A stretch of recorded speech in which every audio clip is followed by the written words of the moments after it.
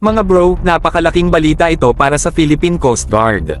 Ang Tokyo ay magsusupply ng 12 ships sa atin, hindi lang para palakasin ang ating maritime security pero bilang isang patunay ng solid na pagkakaibigan at kooperasyon sa pagitan ng Pilipinas at Japan.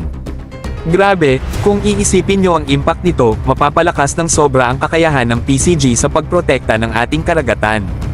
Ang 12 ships na ito ay hindi lang basta number sa papel mga bro. Isa itong malaking leap forward para sa PCG na handang-handa na ngayon sa mga patrols, lalo na sa mga hot zones natin. Kung may mga unauthorized vessels na pumasok sa teritoryo natin, sigurado akong kaya ng mas mabilis na i-monitor at i-deploy ng PCG ang mga resources nito. Ibig sabihin, mas kayang mapanatili ang kaligtasan ng mga mangingisda natin at mas maaasikaso ang maritime incidents. Proactive, hindi reactive, yan ang vibe ng PCG ngayon. Hindi lang protection ang dala ng tulong na ito mga bro, kundi respect din.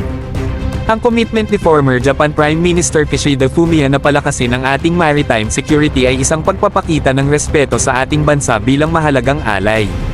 Ang ganitong klaseng suporta, lalo na sa modern times, ay nagpapakita na hindi tayo nag-iisa sa laban natin para sa ating sovereignty.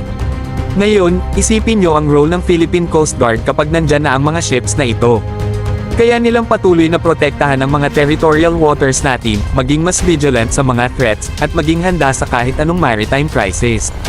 At sa dami ng 12 ships, strategic din ang pag-deploy ng mga ito sa iba't ibang regions para masaklaw ang proteksyon.